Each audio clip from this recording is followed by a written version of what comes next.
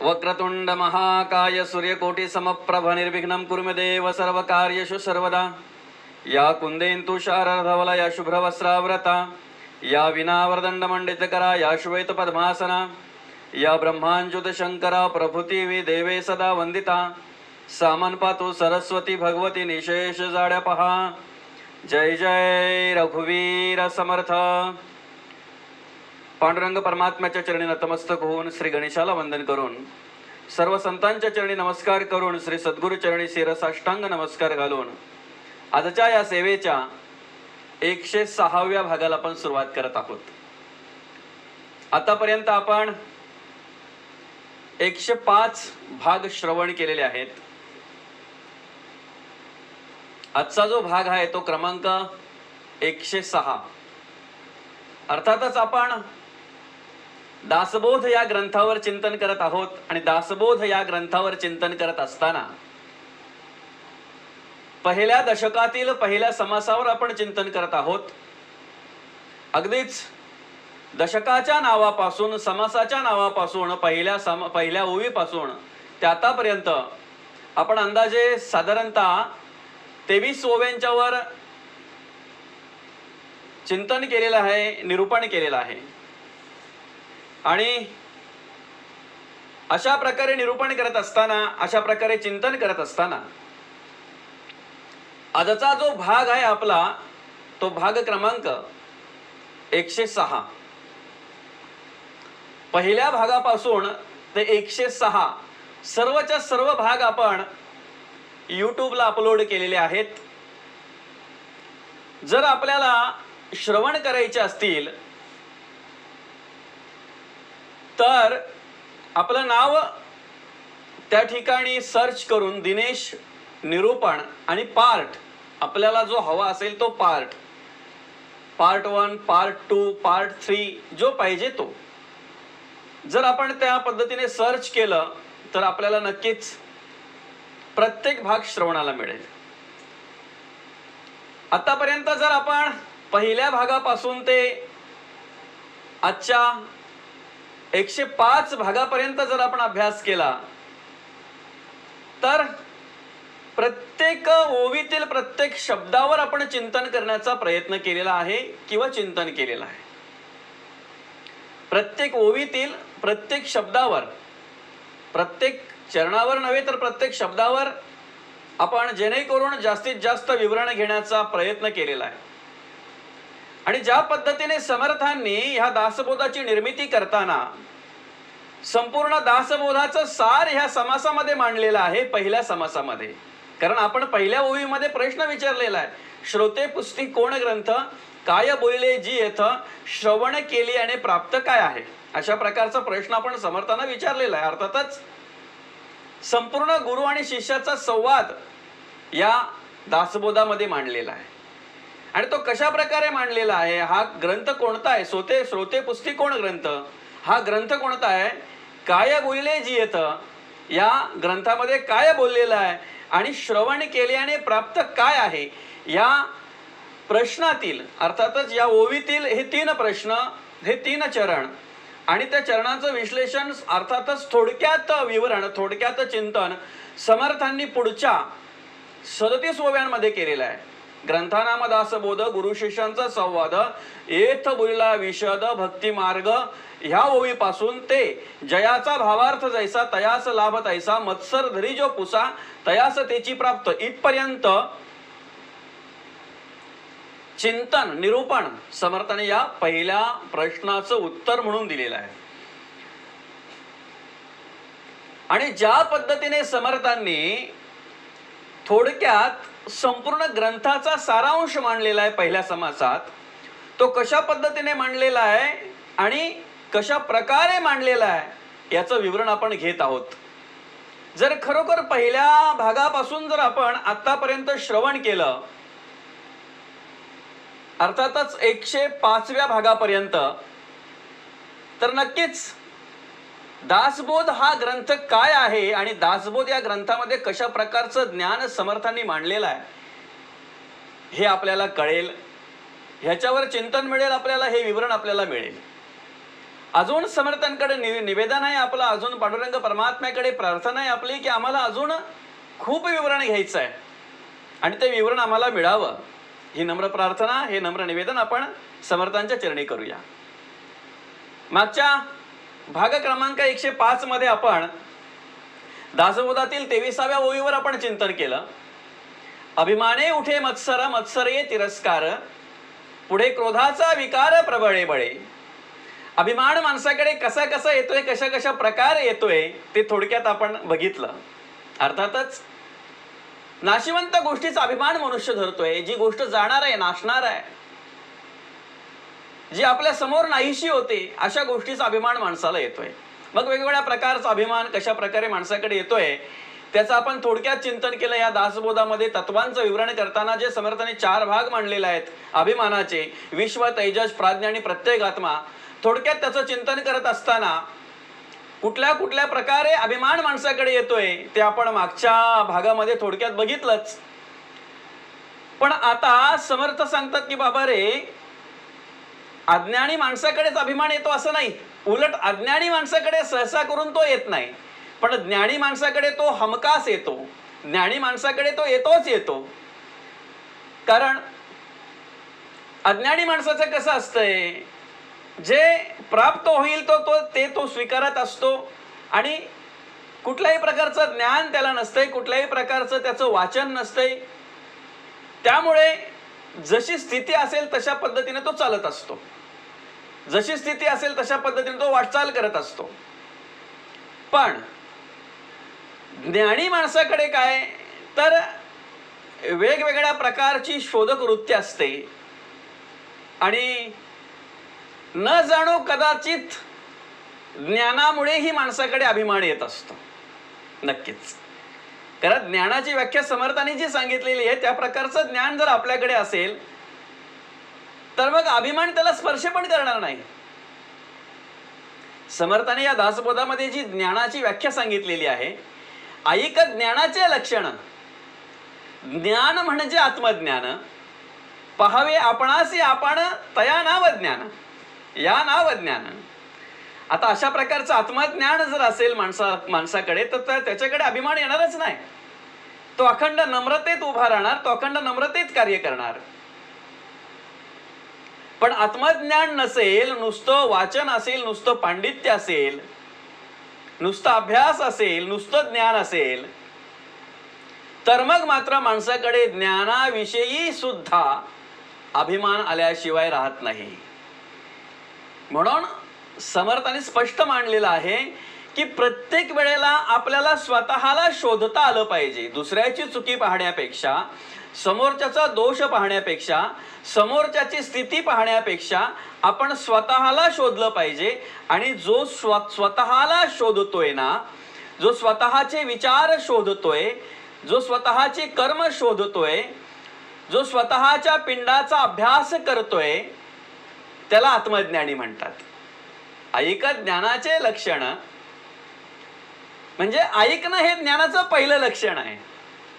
कसं समर्थांनी म्हणले बघा, ऐकूनच आपल्याला ज्ञान प्राप्त होणार आहे आणि ऐकूनच आपल्याला आत्मज्ञान काय ते कळणार आहे. ऐक ज्ञानाचे लक्षण, ज्ञान म्हणजे आत्मज्ञान. मग कशाला म्हणतात? पहावे आपणासी आपण तया नाव ज्ञान. स्वतःला शोधलं पाहिजे, आपल्याला आपण शोधलं पाहिजे. म्हणून या दासबोधामध्येच समर्थांनी मांडलेला आहे, इहलोक साधाया कारणे जाणत्याची संगती धरणे, पण परलोक साधाया कारणे सद्गुरूच पाहिजे. इहलोक जर आपल्याला साधायचं असेल, इहलोकामध्ये जर आपल्याला कार्य करायचं असेल तर त्यासाठी मांडलेलं आहे जाणत्याची संगती धरणे, पण परलोक साधाया कारणे सद्गुरूच पाहिजे. आता त्याच्या पुढे समर्थांनी मांडलेलं आहे की सद्गुरूसी काय पुसावे हेही कळेना स्वभावे, एक भावे अनन्य भावे दोन्ही गोष्टी पुसाव्या. दोन्ही गोष्टी त्या कोणा? देव कोण आणि आपण कोण या गोष्टींचे विवरण केलेची करावे. म्हणून आपण कोण, आता देव कोण हे समर्थ सांगतात.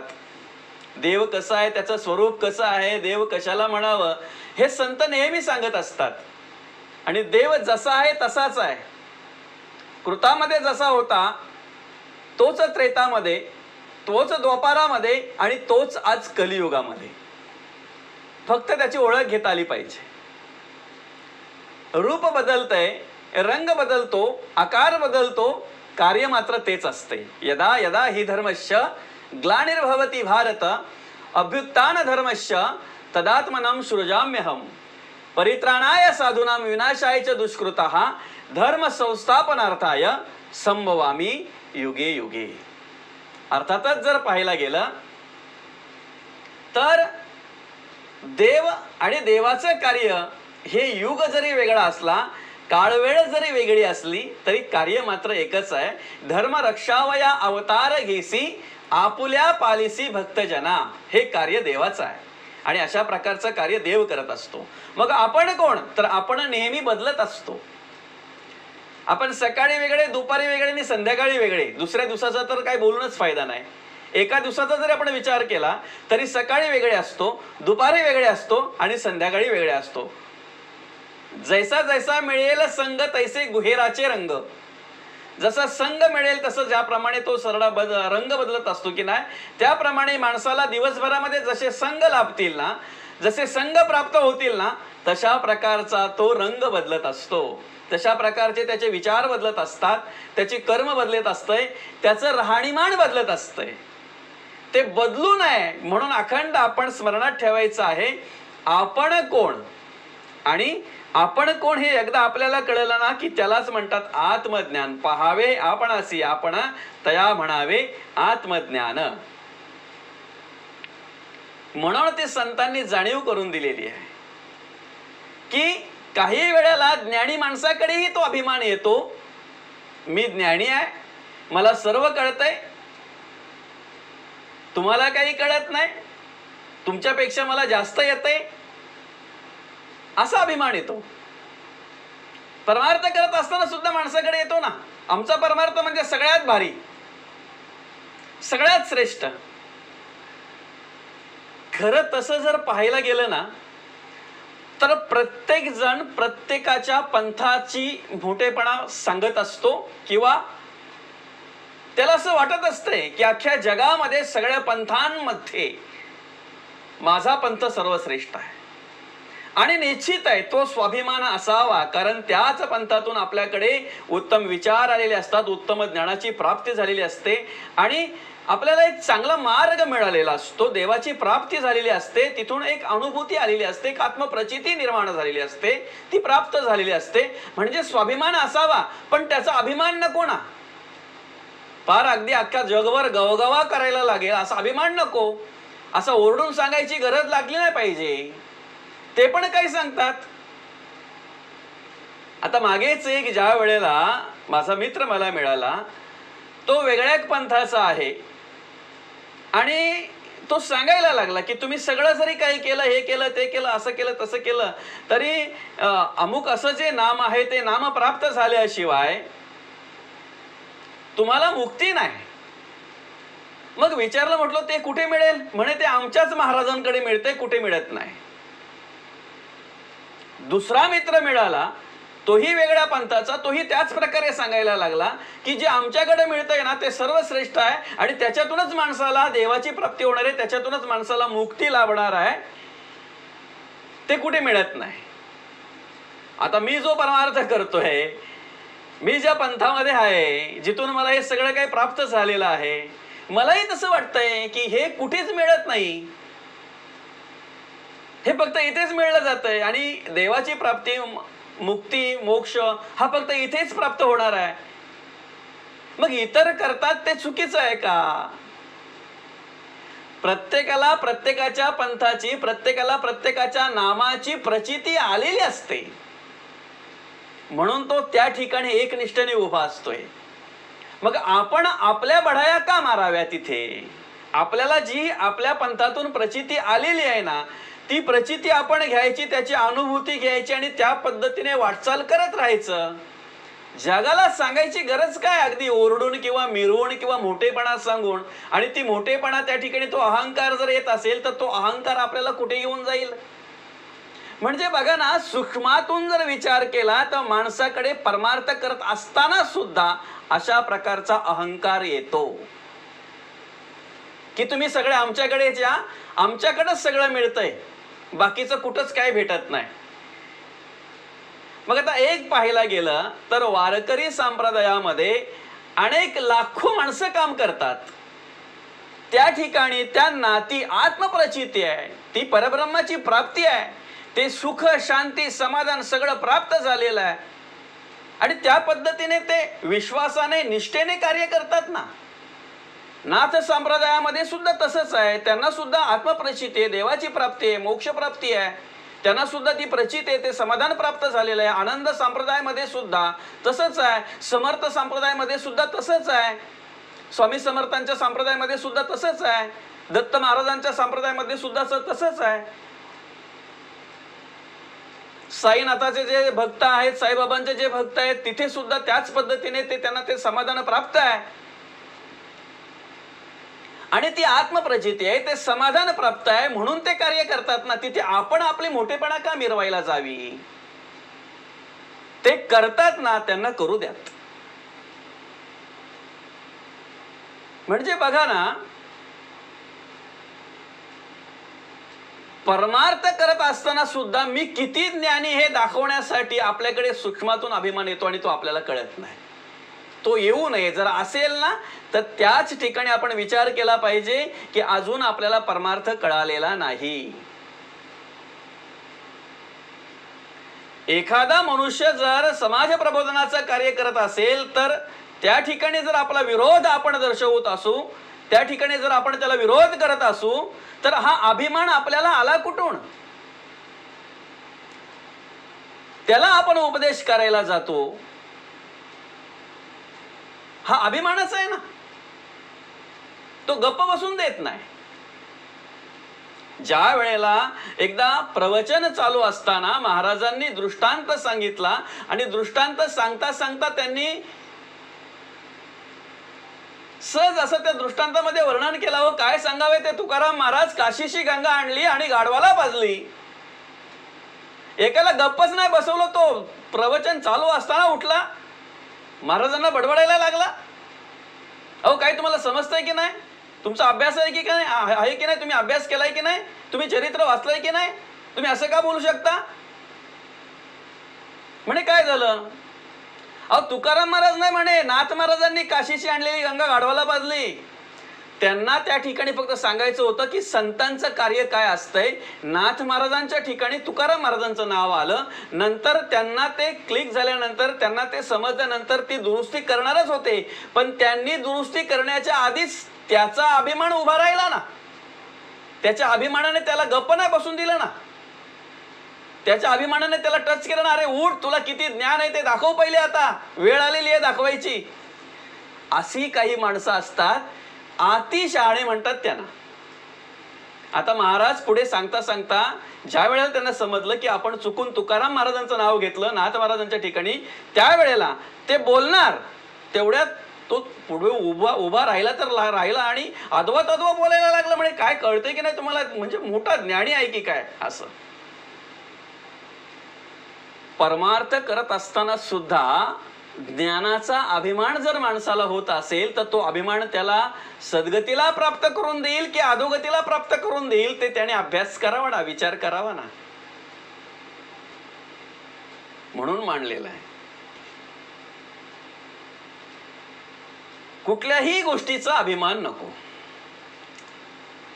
कुठल्याही गोष्टीचा नको. जर ज्ञानी माणसाकडे अभिमान येत असेल तर सर्वसामान्य माणसाकडे तो कसा येतो ते त्याला कळत पण नसेल आणि नाहीच कळत.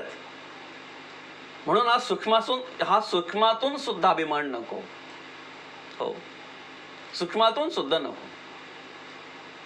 अखंड नम्रता पाहिजे. मला काही येत नाही, समर्थ देतात, आपण श्रवण करत असतो आणि अजून समर्थांनी चांगल्या प्रकारे देवा हे समर्थांकडे आपण निवेदन करत असतो.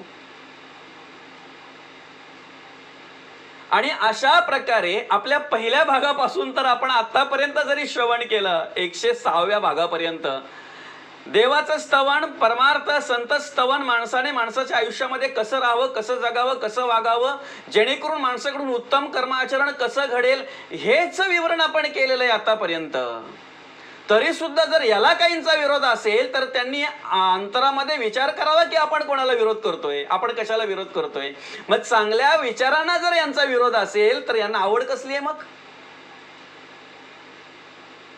पहिल्या भागापासून जरी आपण श्रवण केलं ना, आता आजचा भाग जो आहे तो 106वा भाग, आणि प्रत्येक भागामध्ये आपण तेच सांगितलेलं आहे. एक तर देवाची ओळख, देवाविषयी बोललेलो आहे, देवाचं स्तवन केलेलं आहे, संतांचं स्तवन केलेलं आहे, परमार्थाविषयी बोललेलो आहे, माणसाने माणसाच्या आयुष्यात काय करावं, कसं राहावं, कसं जगावं, जेणेकरून माणसाकडे चांगल्या प्रकारचे विचार, चांगल्या प्रकारची कर्म कशा प्रकारे येतील, हेच विवरण आपण घेतलंय, हेच विवरण आपण करत असतो.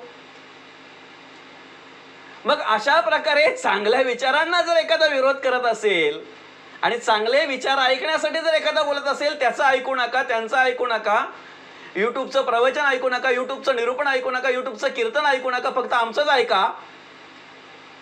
म्हणजे आपण विचार केला पाहिजे की त्यांच्या मनात काय भीती आहे की काय. मग असं का विचार यावा, असं का वाटावं त्यांच्या आतमध्ये.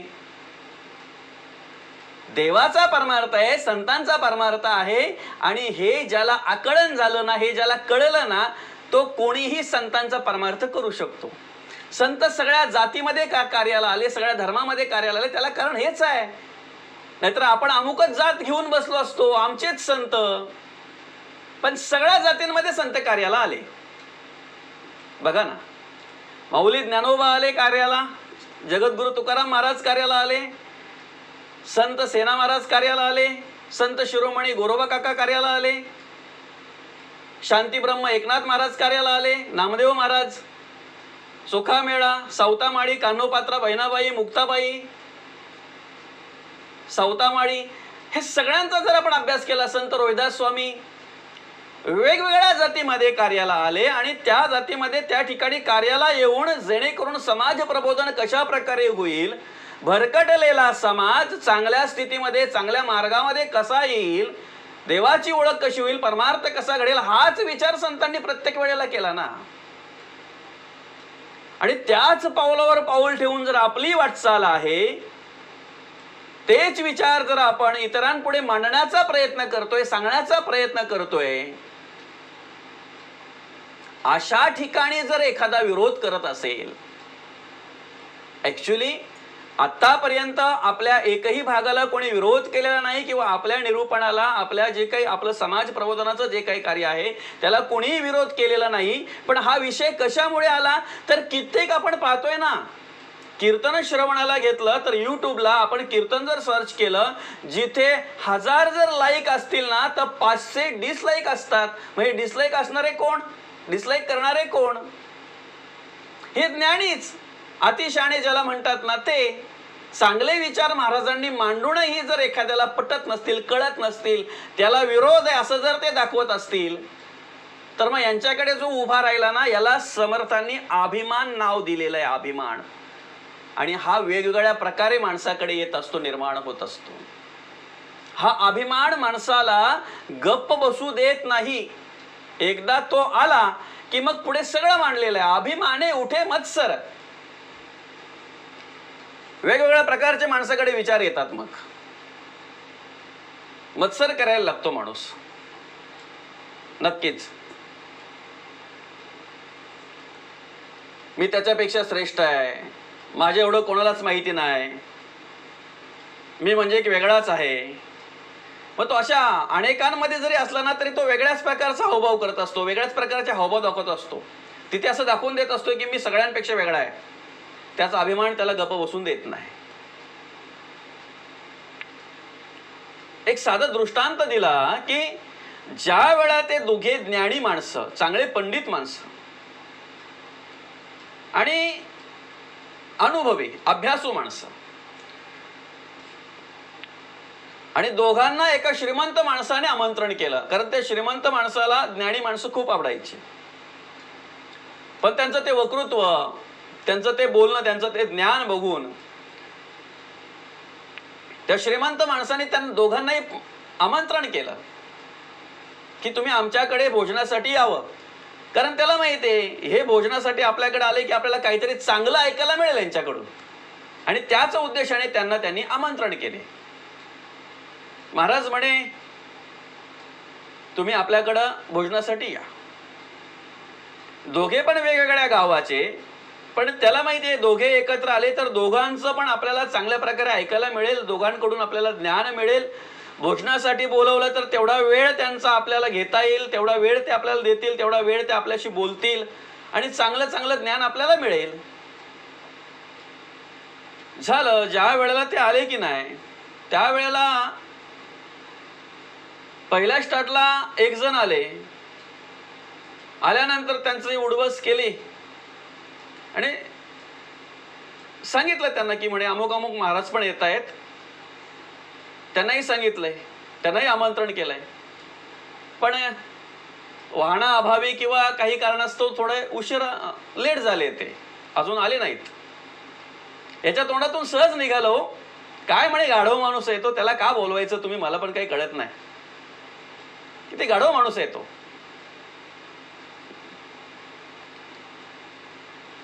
आणि हा माणूस गप्प बसला, तो श्रीमंत माणूस तेवढं फक्त ऐकलं आणि गप्प बसला. म्हणे काय सांगावं आता, ह्या ज्ञानी माणसांना आपण यांच्याकडून चांगलं ज्ञान मिळेल म्हणून निमंत्रण केलं, आमंत्रण केलं आणि असो चला.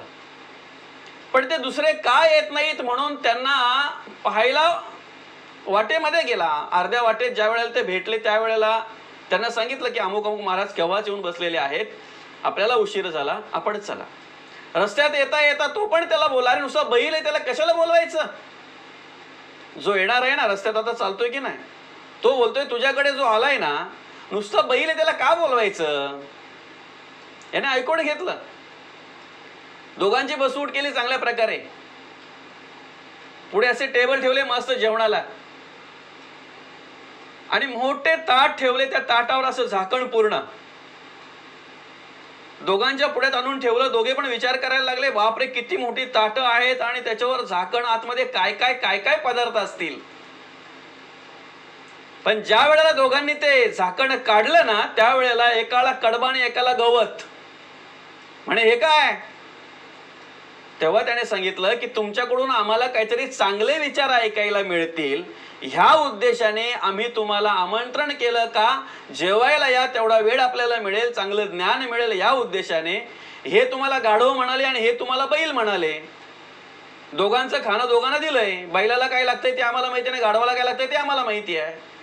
म्हणजे पंचपक्वान्नाचं जेवण तयार असताना सुद्धा ते बाजूला ठेवून त्यांच्या पुढ्यात कडबा आणि चारा का आला, तर अभिमान आला. अभिमानातून याने त्याचा मत्सर केला आणि याच्याकडे अभिमान आल्यानंतर त्याने याचा मत्सर केला. मत्सरातून पंचपक्वान्नाचं ताट बाजूला झालं आणि कडबा आणि चारा पुढ्यात आला. आपण सिद्धांत कळावा म्हणून दृष्टांत घेत असतो, हीच अवस्था माणसाची आहे. म्हणूनच संतांनी स्पष्ट मांडलेलं आहे, कोणीही जीवाचा न घडो मत्सर, कोणत्याही जीवाचा न घडो मत्सर. संतांनी नम्र प्रार्थना, नम्र निवेदन पांडुरंगाच्या चरणाशी केलेलं आहे की देवा रे पांडुरंगा, कुठल्याही जीवाचा आमच्याकडून मत्सर घडता कामा नये. आता ज्यांच्याकडे अखंड नम्रता आहे, ज्यांच्याकडे अखंड देवाचं स्मरण आहे, त्यांच्याकडे तो अभिमान येईलच कसा. त्यांच्याकडे अखंड असते ती नम्रता, आणि ही नम्रता ज्याच्याकडे आहे ना त्याच्याकडून उत्तम प्रकारे परमार्थ घडतो, त्याला देवाची ओळख होते, तो देवाच्या चरणी स्थिर राहतो, शेवटपर्यंत राहतोय. आपल्याकडे ती सर्वांकडे नम्रता प्राप्त व्हावी आणि उत्तम प्रकारचा परमार्थ घडावा ही नम्र प्रार्थना, नम्र निवेदन करून आजच्या या सेवेच्या भागाला या ठिकाणी आपण पूर्ण विराम देऊया. ही सेवा समर्थ चरणी अर्पण करून भाग क्रमांक 106 या ठिकाणी या भागाला आपण पूर्ण विराम देऊया. रामकृष्ण हरी, रामकृष्ण हरी, रामकृष्ण हरी.